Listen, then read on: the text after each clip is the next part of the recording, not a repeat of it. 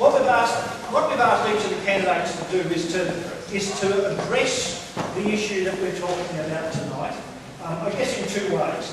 One is to ask them what their views are on the green paper, and then what, if they're elected, what will they do to work to ensure that the planning powers are returned to the community, which was basically the promise that this government put up prior to the election.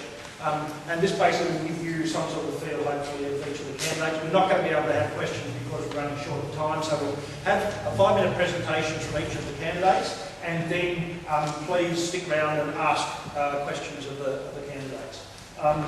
And to start off, I'm going to ask Glenn to start off, partly because he's been sitting here through this whole exercise. So, Glenn, your time starts now. Right. I must first of all make it open that I have been involved in community actions and activism for quite some time. As you can see, Bangaroo, one of the Section 3As that went through. Appalling business. John McInerney, who's sitting at the back here, Marcel Hoff, worked very extremely hard to get progression on height and all the rest of it. This was shoved through by the government under Part 3A. I see the green paper and the white paper as a big Part 3A. It's all for developers. And what's under, really what is under the gun, is you have the airport, you have Botany Bay, you have Newcastle, you have the Hunter Valley, you have right throughout the state. All these places that miners, developers and special interests. I'm also being part of Occupy Sydney. Part of Occupy Sydney was about the excesses of banking. How they get the countries into debt, our state is in debt. Once they've done that, they then are able to open it up to their special interest groups, who then are able to force the government to do their will. And with this green paper and white paper that's coming forward, I see this as just another shove for development, overdevelopment, excess. Now, I can't really do anything as an individual, neither can any of the others within government, regardless of what they say. I'll be honest with you. What we have to do as a community, as a people, as a state, we have to go out there, go and see your local members, raise awareness within your communities. I will speak for you before the Parliament, before the people, and expose it for what it is. Absolutely draconian, how would you put it, nepotism through the government. I blame the Department of Planning. The Department of Planning has been under the influence of developers for over decades now. It culminated with the last government, and we saw what absolute rubbish it became. And I see this government heading in the same direction. The only way to turn it around, because they've got the power at the moment, they have 58 seats out of the Parliament. You need to go and see the local Liberal member and tell him you won't be voting for him next time round. You need to raise the community awareness of what is going on. The absolute, corruption that will occur. ICAC's already said it will be corrupted. I've seen it over and over again through the decades. We have governments come in, they promise you everything, and then nothing happens. They slide into the developer's pocket. The next thing we know, we've got overdevelopment, we've got high rises. The City of Sydney, if they take the regional plans, they take Bangaroo as their template and say this is the height restriction throughout the city, this is the density. It'll expand and expand. What happens is they start on the edge and then they work their way in. Or they start in the centre and work their way out. Such as Parramatta. You've seen how Parramatta started off in a small centre and then expanded out further and further. But I will argue before the Parliament. I've got Buckley's chance of winning this election, but I will fight regardless. I will fight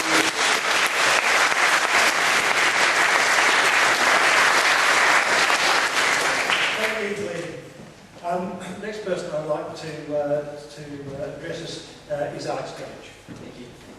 Thank you very much for inviting me tonight. Throughout the course of this by-election, I've been constantly inspired by Sydney And whether I win or lose, I'll leave the by-election inspired that there are community groups like those represented tonight who fight for a better Sydney and who want to make sure the community voice exists everywhere. And that is especially the case when it comes to planning boards. From listening to people in Sydney throughout this by-election, it's clear that locals want a planning system that aids you to make long-term choices for your local area that are based on economically, environmentally and socially sustainable outcomes. If I'm elected, I will work to protect your amenity, including heritage and open space. I'll work for sustainable development that reduces utility costs and greenhouse gas emissions and does not add traffic and parking congestion. Parks and open spaces must be a large part of developments like Marine Road.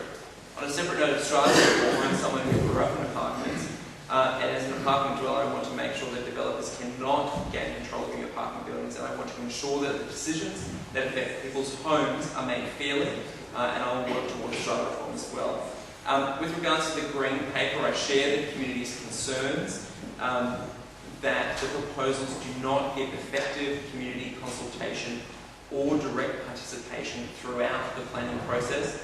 We know we've got extremely complicated planning laws in this state. We need to simplify those and we need to ensure that there is greater community consultation in the planning process. There should be no loopholes for developers to bypass, and we need to ensure there is proper assessment throughout the current review. I will push for community involvement in all planning decisions and oppose decisions made by unelected bodies behind closed doors. We know all the problems that were created by Part 3A.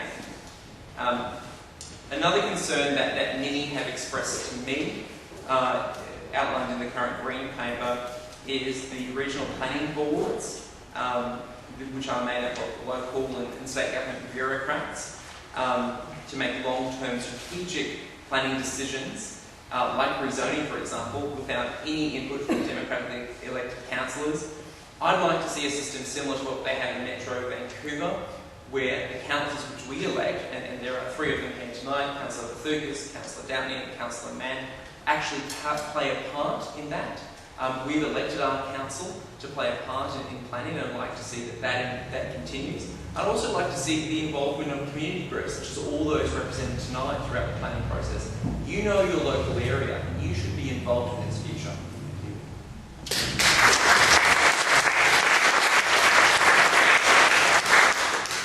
Thank you, Alex. And finally, the absence of Chris Harris, Shane Miller. Thank you, Jeff, and thank you for Red Watch and the other community groups that are here tonight. And who would have thought I'd be back at Redfern Town Hall? I thought I'd left that when I left the City Council, but it's great to be here. As you know, I'm the Liberal candidate for the state seat of Sydney, and the boundary for Sydney ends at Cleveland Street, so we're just outside the area. I'm not here to defend the Green Paper. I'm here running for Parliament. I'm making the case that if you want to have an effective voice, those of you from the electorate, an effective voice in government, I'm the person you should be talking to and looking at for electing on Saturday, the by-election. I've been on the council for 12 years, or the South Sydney Council for 4 and City for 8. I spent 8 of those 12 years working on a new city plan, new LEP, which John McInerney, I give him great credit. I mentioned you earlier tonight, John, I said you make a great Lord Mayor of Sydney. I don't know if you've heard it already, but you're the best Lord Mayor we didn't get. The fact is that I should almost have an honorary planning degree because of 8 years working on an LEP. And what the city did, and it's credited for it in the planning reforms, is put the community up front in getting what you want for your communities into the master plan for our community. Now let's talk about long-term sustainable communities. Getting the conversation locked in at the beginning, and it's incredibly hard work. And it's an issue of resources for councils. Most councils are broke, or on the borderline being broke. City, you're lucky to have a very wealthy council. It can employ the best consultants and engagement processes to get your views fed into a process which has taken 8 years and still not finished. And I guess that goes to the point of red tape and the delays in New South Wales planning system, which is creating stagnation of our development sector, the lack of housing, was talked about today in the Herald and in the Australian, that you want to talk about affordability, affordable housing for average people, you need to be producing more housing. And I agree with Alex, and we won't get a fight here between me and the Greens, about the need to have sustainable, best design, best practice, close to transport, close to where you work, close to your schools. So that sort of planning needs to be done up front, locked in, and signed off on by the community. Now, I can hear what you're saying. I've walked in only at the end of it, but I heard what you're saying. I've heard what they're saying in the community in general about the issue of concern that you don't have to say again. I'm advised by the Minister's Office you do, but that will be subject to, I guess, your input, your debate. If I'm your member, I will make sure that they hear my view, which is, as a councillor for 12 years, it's important that you have a say in the developments in your neighbourhood, be informed. Now, the City of Sydney is a benchmark of best practice in Australia. I can't remember the figure now, but I think it's like 80 or 90% of development applications are done by staff under delegation. That's because it has clear rules around what you want for developments, and it sets certain ones that come back to the councillors for meetings, so controversial ones or above a certain height, or those that don't comply with the rules. And I heard someone say something then, and yes, the council doesn't always get it right. I mean, we don't always get it right. But that's the process. So the Planning Act is 30 years old. It's just 1 year younger than Alex here. And if it were 48, it'd be much. And the legislation has been modified over 150 times to try and keep up with changes in the community and changes in expectations. And the state government is right. It's broken, it's not working. Now, you might think it's working as it is now, but it's not working economically, and communities are fighting communities every day out there. Neighbours are fighting neighbours. I could write a book on a TV series on neighbourly disputes. 1 minute. Thank you. Neighbourly disputes. And those are the issues. You can't just keep hopping together the existing act that needs to be reformed. We elected a government with a huge mandate to reform areas, and it did say it was going to do a new planning act. It commissioned 2 independent individuals who are very respected to provide a report. There's a green paper. I'm happy to hear your submissions and take that forward if I were there.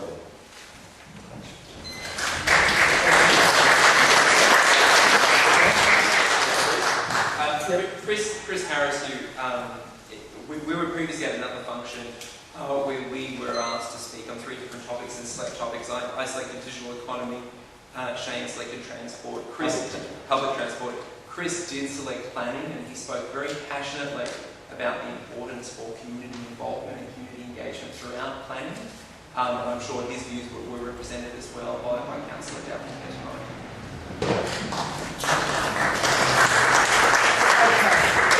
It's been a long night. It's been a long night. Thank you very much for coming along. Hopefully you've got some new information and some ideas out of this. The important thing is to actually do something, so please get a bit of paper. Please go back and talk to your friends, talk to your groups where you're involved in a residence group, make sure they understand the issues. Make sure we've got your contact details so we can follow you up if when we have the next session. And thank you very, very much for coming along to this page.